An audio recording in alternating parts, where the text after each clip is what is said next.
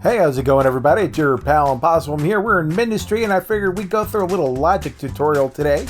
So let's get right into it. So basically, there are 5 basic types of logic blocks here. We have the message block, which is, same way we've always had, but now we can set the message via logic. We have a switch, which is basically just something we can toggle on and off, and the processor can read what it does. So there's message, switch. And then we have 3 different processor types. We have the microprocessor, the logic processor, and hyper processor. And these basically do the same exact thing, except for, let me turn that off. Microprocessor is the first one. It can do 300 operations per second, if I remember correctly. Something like, or maybe 150. Actually, I think it's 150. Let me double check here. How many operations per second? 120 per second, sorry. And basically, you can grab things and operate things within a 10 block radius. This one here, the processor, is just a slightly beefed up version. It does the exact same thing, except for you have a larger block radius, so 22 block radius, and it can do 480 instructions per second. So a little bit faster, a little bit bigger range, but you can do the exact same thing until you get really complicated with things. And of course, it's the same thing with the hyperprocessor. It's the same thing, just, much bigger radius. Let me turn, whoop. As you can see, look at that radius compared to the micro radius. Sorry, that's actually the regular logic. There is the micro radius. There's the hyper mega processor radius. And like I said, it does so many more operations per second. That's the big difference there. Moving onwards, we have the memory cell. Memory cell is very simple. It's only let me put that somewhere where you can actually see it, because the stupid thing got here in the way. Memory cell, basically, you can store, I think it's 64 values in it. That's all it does. And the idea is you can store values in there. So let's say you use one processor to put values into that, and you could read those values on a different processor. So that's how you transfer the information around from processor to processor, which is a useful thing because you want to separate your programs into different processors. Otherwise, your programs become very complicated, very scary to debug. And of course, you're running things slower because you only do so many instructions per second. See, what else do we got here? We have the memory bank, which is basically the same thing as a memory cell, just bigger. So what's this one hold? I think the memory cell holds 64. Memory bank is probably like, 480 or something. Let me see here. 512. There we go. Yeah, I should have known that. Anyway, 512. So basically, the same exact thing. You can move information from one processor to the other. That is what the memory cell and memory bank are for. And the last blocks are the logic display and the large logic display. And they literally do the same exact thing. This one has an 80 by 80 pixel display. And what's the large one have? Let me see here. 176 by 176. So a little bit bigger than double. Not all that much, So 80 by 80 compared to 176 by 176. And you could put in there, pixel by pixel, what do you want it to do? That is very intricate to get in there and do all that stuff. But now you've introduced all these different things does. Let's dive into what exactly we can be doing with them. So I set up some examples for you guys. Hopefully we can get through it. I wanted to basically get us through this as soon as possible, as efficiently as possible, while not being confusing. So let me see here. Let's, what's the easiest one? This is the easiest one I have here. So let's start with this. This displays both the microprocessor. I'm probably going to use the microprocessor for all these just because I'm going to keep it simple. The switch and the logic display. I haven't actually set up the logic on here yet, so let's go right on into it. First off, you see none of these are selected. That means they are not linked to the processor. You have to have them selected. They'll have a blue square on them that's rotated if you have them selected, and you can actually talk to them within the microprocessor. So if you want to interact with them, make sure they're selected. Let's go in here. I apparently already have logic here. My bad. I'll go through it with you guys. Basically, this is very simple. Right off the bat, clear the logic board. We don't want to have anything on it. All right? That way, the screen has been cleared. That's what this thing right here is, display 1.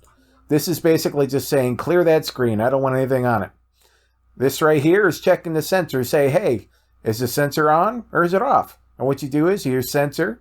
I'm setting the variable name right here. This could be anything. This could be Hallelujah, XYZ, whatever. That's just whatever you want to put it. Now I'm going through all these different values here, and this gets complicated. You can look for all sorts of things in here.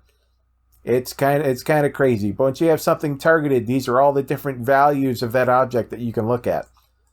Now I already have at enabled on here because it's a sensor, and basically this is when I'm telling it by name what it is I want it to look at. So this is right here. It says switch 1. As you'll notice right here, that's switch 1. That's how we can tell what it is. Just as we're going to reference display 1 later on as well. Let me see here. If on is not true, so this is on, the variable that we set right here. So in other words, if on is not true, that means it's off. I want you to jump over here down to display. Basically, just, flash the screen so there's nothing on it, essentially is what we're doing that.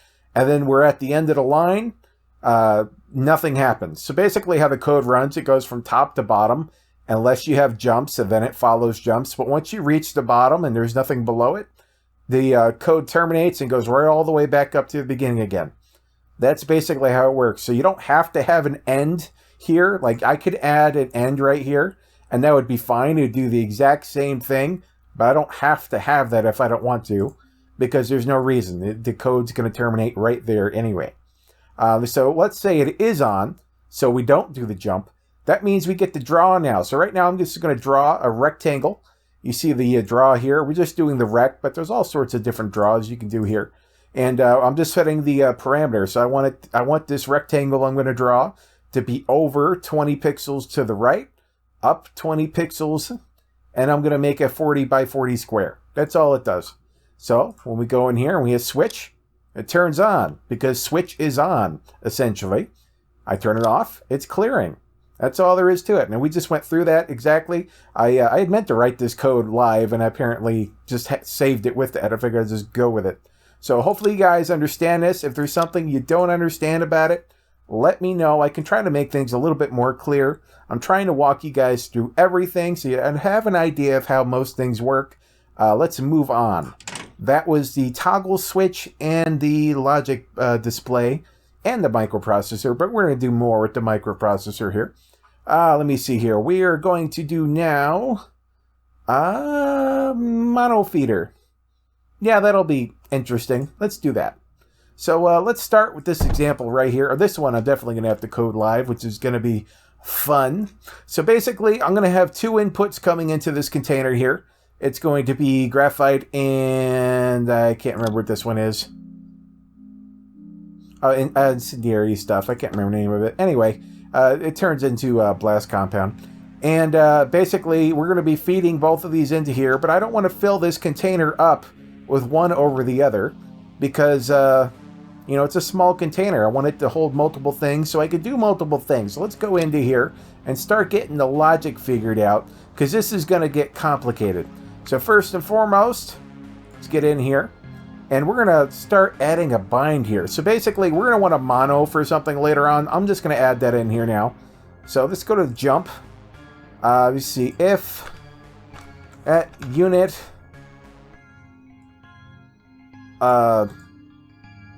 equals, does not equal null, actually. Not null. We're going to skip. Otherwise, we are going to unit bind at mono. Basically, what I'm saying here is, I want to get a mono. If we don't have a unit that we're currently controlling, I want us to get one. We could also go through the thing here and pick mono, which is right there, or we could pick, any of these other things. I'm going to go with a mono because that's what I have set up. You could pick whatever you want. So basically, if it's going to jump past this step if we already have a unit. That's basically all I wanted to get to. And now we're going to control a couple of, let me make sure I actually have what I'm looking for here. Oh, I do have them here. Okay, I want to be able to turn these conveyors on and off. Depending on what's going on. I didn't have the container highlighted there either. See, there's all sorts of things you have to keep in mind here. So let's see here. Let's go into let me see, sensor in container 1. So I'm going to be looking through the container right now. And I'm going to say my graphite count equals the amount of graphite that he has in a container. That's pretty simple. Let's do the next one. Next one is going to be pyrite count. I couldn't remember what the name of pyrite was before. I know I'm horrible. And this is simply going to be the amount of pyrite that we have in this one container. And this is container 1. Before I forget, if you don't have it exactly by name as we have it here, you see container 1. I see the text is overlapping a little bit. Could be confusing. If you don't have it exactly by the name, it doesn't work. You have to be kind of anal about it. So now we have numbers. Graphite count is how much graphite we have in here. And pyrite count is how much pyrite we have in here. That's pretty simple. So let's go on here. Say if... We have to do an if here. If graphite count is greater, I'm going to put an arbitrary number in here. It doesn't really matter. 50. If graphite count is greater than 50, I'm going to want to I'm going to want to. I have to censor. No, I'm going to have to control.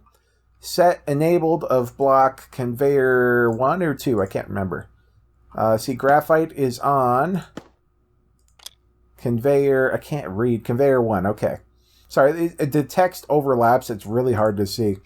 Set enabled of block conveyor 1 to 0. Basically, this is false. 0, if I remember, is basically false. 1 is true, essentially. So basically, do I want it enabled? Then I hit 1. Otherwise, it's 0 for off. All right, set enabled of... Okay, and this is going to have to go there. I'm going to have to do some inserting, some jumping stuff, but that's fine. Otherwise, I want it to be... Actually, we're going to copy this. Set enabled to 1. There we go. And we're going to want you to go here. There we go. And you are just going to jump. I'm doing weird things. Never mind me. Jump. This is the downside of coding live. I just make things happen. There we go. I'm going to want you to jump this. And basically, we're going to do the exact same thing as we have here, but for the graphite count. I mean, sorry, for the pyrite count. So let's get this one going. I'm just going to... I guess I'll do it all live again. But basically, we're going to have this exact same thing. You know what? I'm going to bring it down here. This is going to be graphite, pyrite count instead of graphite. There we go. I'm going to copy this one. You're going here. Set enable to conveyor 2 to 1. This one is going to go here. You down here. This one a copy. You're going to come right here. This one is going to be conveyor 2. And I think you're going to have to go there. There we go. And we have to get the jumps going. So you have to jump here. And this is going to jump to something else right after this. Okay. So right now, it should shut itself off if we have things set up. I'm just going to throw an end in here to make things happy. So I can bring this down here. There we go. So now, if I have this set up properly, which is a big if, it should stop accepting more stuff. Both of these conveyors should shut off once they have 50 of each item. So let's see. Do you shut off at 50? I should probably turn that one off. There we go. It was auto feeding out. Oh, there it goes. A shut off at 50. There's an extra one because we have an extra space here, but that's fine. There's a little tiny bit of lag in the system. That's it. It shut off at 50. Let's make sure this one shuts off at 50. I didn't mean to do that. Misclick. My bad. Let me see here. Item source. Pyrite. All right. Work. Do you shut off at 50? Please tell me you do. Very good. Like I said, there's a little tiny bit of lag, but it shuts off at 50. Put in the item void here, you'll see. It'll keep it so that it won't ever go much higher than 50. It'll keep it, balanced. So even though we have a constant drain coming out, we're making sure we have the exact same of the both materials in here. And we could set, we have the, I think max container space on a container is 500 maybe, something like that. Let me check here real quick. Container, what's your max storage? 300. All right, so, we could set it to 150 and 150 or 100 and 200, whatever. It doesn't matter. Basically, if you want to limit how much each one has, this is how you do it. Now we're going to make things a little bit more complicated because I'm trying to give you guys a bit of an in-depth view of how you can do things. Would you really do this one very often? Probably not so much, but the next one you might actually do. It might actually be useful. So let's get back here. So now we've done all this confusing stuff, but we haven't done any of the unit stuff, which is what we bound over here. Let me see. Do we actually have the... do we have you bound over here? We do not. I'm going to have to control this guy real quick. Yeah, I think he has to be within range to be bound, so let's go ahead and do that. Alright, bring the mono over here. Hopefully he gets bound up. I come over here. Are you bound, mono? Did I do things wrong? The mono is not bound. Mistakes have been made. Oh well. We'll get it figured out momentarily. Let's get back to it. So now what I want to do, I want to have this mono take stuff out of this container and feed my combustion generators over here. Now this doesn't have to be combustion generators. This could be turrets on your front line, for example. Maybe you don't want to run conveyors because it'll take up more space and you just want to feed some turrets via monos. You can do that. So let's go ahead. I'll throw up a couple batteries here so we can see that we're actually getting stuff in here momentarily. We're not yet. There. Now they're connected. When we start generating power, we'll get it there. So, are we connected? We are. All right, let's get going.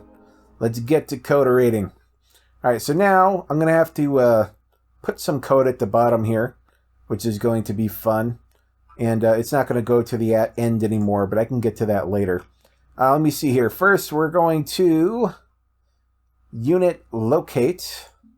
All right, so this is basically, this is a pretty handy thing to know overall. If you want to locate something with a unit, this is pretty much how you do it. You can say, it can be building, it could be ore, it could be, looking for things to heal, whatever. You can give it a type here, like give it a turret. So if you want to, refill ammo on your turrets or you want to repair things, so on and so forth. Right now, I'm just looking for a generator because that's handy.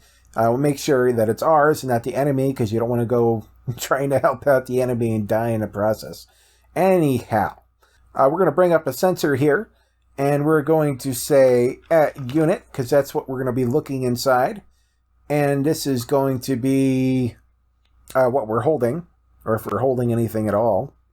So held, I guess, is going to be the name of this. This is the variable I'm naming myself. It doesn't really much matter what you name it as long as you remember it. And let me see. I'm looking for first item. There we go. So basically right now I'm looking to see, is my unit holding anything, yes or no? And now we get to do a jump. If held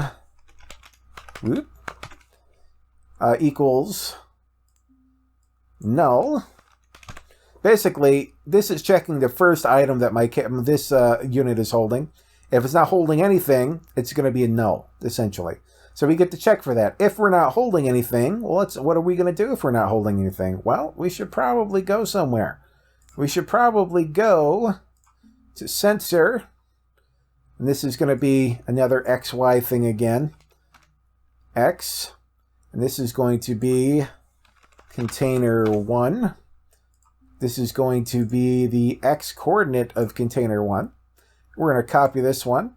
We're going to do the exact same thing, except for now this is a Y. And this is the X and Y coordinates for container 1. Container 1 we already have highlighted right here. It's blue, so we can reference it with sensor. If you're wondering how that comes about. And now we're going to tell our unit to move over that direction, or approach in this sense. So now we're going to approach, and now we're going to feed in these values here, X and Y. We're feeding in X and Y into the required X and Y values. Maybe I could have made this more deliberate I'll put that in loc so you know it's a location. And hopefully you can understand that it's different than this thing here. There we go. So we're feeding the X location or coordinate into the X requirement here and the Y one here as well. I'm going to get a radius of, let's say, 8. And that's how close it'll need to get to fulfill that condition. It'll keep, moving closer until it reaches in the radius of 8. And what else do we want to do? Yeah, it's essentially what I want. We're going to have to add in more stuff now. Now, otherwise, we're going to have to find something. Well, actually, what I was finding was up here. Now I remember now. There we go. Actually, let me make this a not null. That would just go here. That makes more sense to me. So basically, if I'm actually holding something, I can go ahead and start doing this right here. Otherwise, I have to otherwise I have to jump over here. Because I already have something in my hand. I don't have to take something out. And I already forgot to add the unit control that tells me to actually take things out. I'm a goober. Let me see here. We're moving. Nope. Right here. Take item. Item take from container 1. Item at pyrite. And that should work. So basically, approach it. When we get close enough, take items out, and that should be good. This is only if we don't have anything in our hand. If we do have anything in our hand already, then we kind of skip through this, and we get to here. So basically, if this doesn't get triggered, we keep going all the way down. Otherwise, we skip to here. That's how that's working. Trying to make sure it's clear for you guys. I know logic gets confusing, and I'm doing it live, which means it's not going to be as clear as it could be. But I figured it'd be easier and more understandable if you see me work things out and how they work out. All right, so now we have the stuff in our hand. We're going to have to do something else now, which is going to be unit control. And this is going to be approach. We're going to do the same exact thing we did over here. And this is going to be, now we need the X and Y location of our generator, which is right here, out X. This is going to be out Y. Radius 8. So basically, get close enough to where I can interact with it is all I'm doing with this right here. And then I'm going to want to do this one right here again. Unit control. So I'm going to go down here. Instead of item take, it's going to be item drop. To container 1. Amount is not going to be pyrite. It's going to be 20. It doesn't matter how much you put here. Basically, drop as much as it'll take until it's full. That is the plan with that one. And where am I going here? I ended somewhere before, and I'm trying to make sure I'm not going there anymore. Okay, so now I don't want to end anymore. Where is this one going? You're going here. You're going to come down here now. Get rid of that end. There we go. We're going to test this. This is almost certainly going to fail. Because, I've done so much code without testing anything. Let's just see what happens when we hit play here. All right, the unit came over here. What is it? It's being controlled, but it's not grabbing anything. There's definitely so the approach or grab out of the container command seems to be bugged.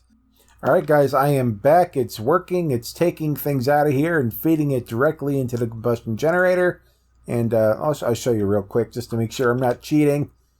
There, I'm going to drop everything off, put it back over here. I'm going to hit V to respawn myself. And you'll see he grabbed more stuff, and now he's feeding it into the generator all by himself. And let's go into the code here, and I'll show you what I screwed up. First and foremost, it is not pyrite. It is called pyrrhotite. And that was kind of a biggie I was running into. So now I had to tell it to take from container pyrrhotite, which I actually spelled right here finally. There we go. And that was one of the big ones. And I was there anything else? I reduced the radius a little bit to make sure it could find itself. And I think that was just a big thing, telling it to, I actually had to locate the building here. So I had to say, okay, I had to throw the building in here. Instead of, I had container there at first, and it's not supposed to be the building. This is the generator I found. I could actually rename this generator so it was less confusing. So we'll put this as found gen, and we could change this one over here. Found gen, because this is the generator that we searched for and we found in the area. Oh no!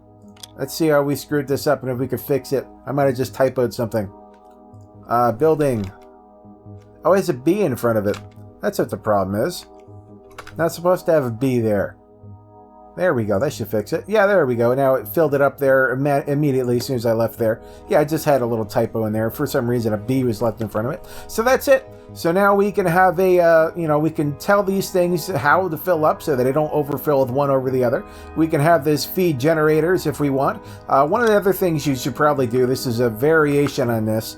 Instead of looking for a particular generator, which is not going to be quite as helpful for the most part, we can instead find a generator we want to do. So instead of finding, I'm going to say, I want this to be the generator that I'm feeding it to. I'm not just giving it to any generator. We could do that. Instead of item dropping in the found generator, we're now just going to put it in, what's it called? Combustion 1? Generator? Oh, it's generator 2. That'll be even simpler. All right, so now I'm just going to drop it in generator 2. And that should work. Are you working? Did I screw things up? Oh, I screwed things up. And and I need the approach here. Okay, this is where I screwed up. I got rid of the approach stuff that I needed before. That's on me. Let's go ahead and get that fixed in here real quick. We're going to have to get a sensor, which is going to have to go up here. And I'm going to have to look for a generator 2. There we go. And I'm going to have to look for, this is going to be out X. And this is, yeah, this is going to be something different.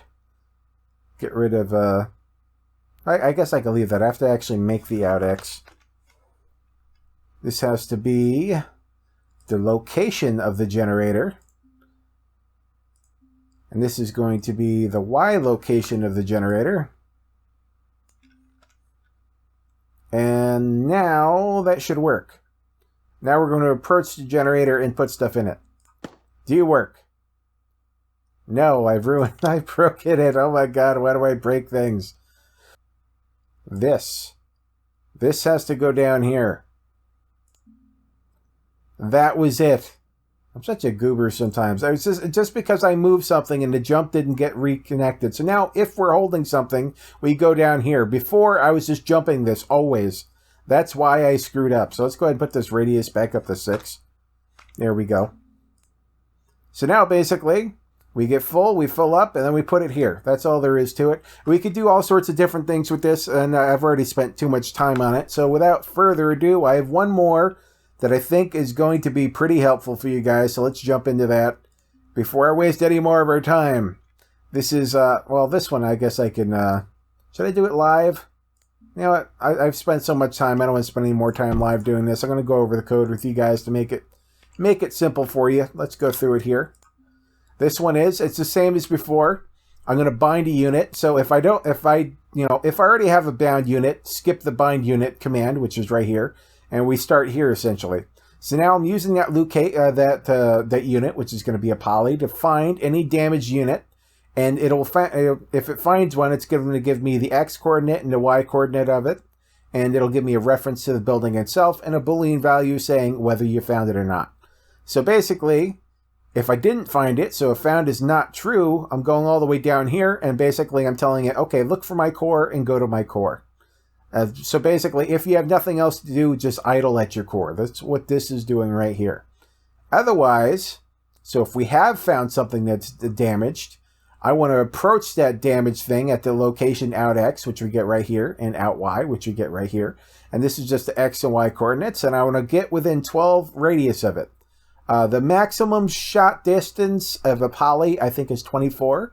But if you'll see in a moment, their shooting actually is they shoot like a wiggle projectile, and it has the worst aim in the world. So you want to get closer to that if you can. And basically, we just want to target the, we're going to target the out and X and the Y, that we, got up here. And shoot if we found something, which we did find something, because if we didn't, it'd be down here. So I could just set this as true if I wanted. This is an O for not shooting, and a 0 to not shoot, and a 1+ to shoot. So 1 or more, it'll just shoot. Basically, it's a true-false, which is basically what Boolean values are in most assembly-type languages, or even C languages. So there we go. So let's see this in action. Basically, go down here, and we'll end. We don't need this end except for the fact that we want to jump past this stuff here. So let's go here. We have that set up. Our poly is sitting on the core because there's nothing going on right now. We're going to build up here really quick and spawn some units so we can see that in action. All right, let's build this going over here. There we go.